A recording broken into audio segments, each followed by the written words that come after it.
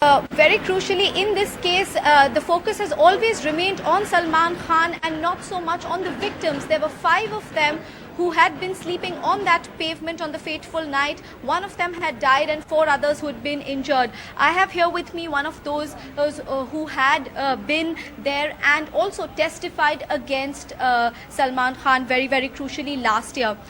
कलीम जी, शुक्रिया हमसे बात करने के लिए। सबसे पहले मैं आपसे ये पूछना चाहती हूँ, आज 13 साल के बाद इस केस में जजमेंट आया है, सलमान खान को गिल्टी दोषी करार दिया गया है। क्या इसी फैसले की उम्मीद थी? आप लोग खुश हैं अब इससे? जी, इसी फैसले की उम्मीद थी आपको? 13 साल के बाद सलमान खान को सज़ा सुनाई गई है। जी, बताइए थोड़ा उसके बारे में। क्या बताएं कि आपको कैसा लग रहा है कि अभी सलमान को फाइनली 13 साल के बाद जी सज़ा मिली है? सही सहमत हैं आप इस फैसले से? सहमत। क्या चोट आई थी आपको जब आप उस दिन थे?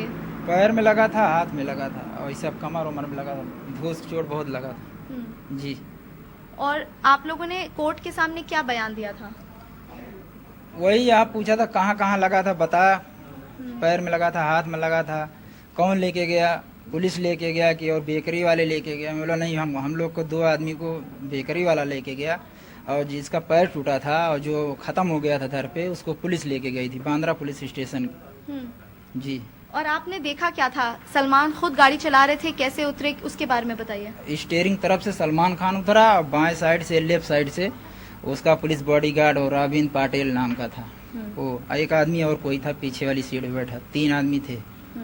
तो आपने ये देखा था, तो इतने सालों तक ये केस चलता रहा, क्या क्या परेशानियां आप लोगों को हुई हैं उसकी वजह? बहुत सी परेशानी झेला हूँ, क्या बताऊँ और क्या क्या। बताइए थोड़ा उसके बारे में। अरे क्या बताऊँ, बहुत सी परेशानी, हर चीज की परेशानी तो है, सब चीज की परेशानी है।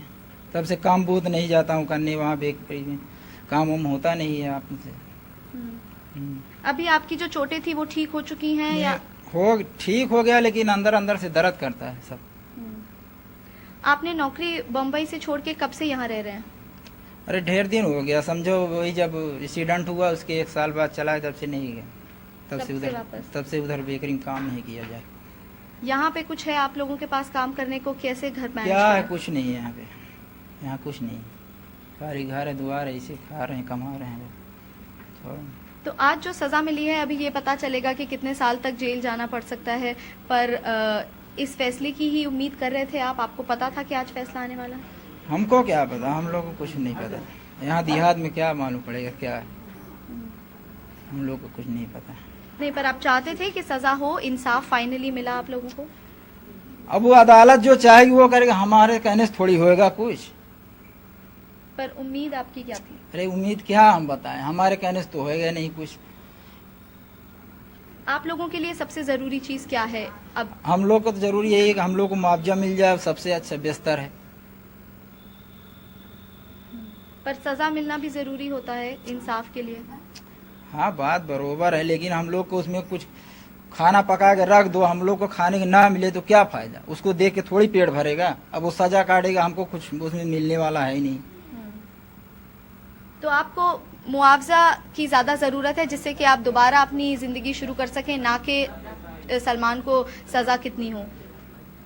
अब उसके बारे में हम क्या बताएं, कितना साल की सजा हो कितना नहीं, तो अदालत जो चाहेगी करेगी।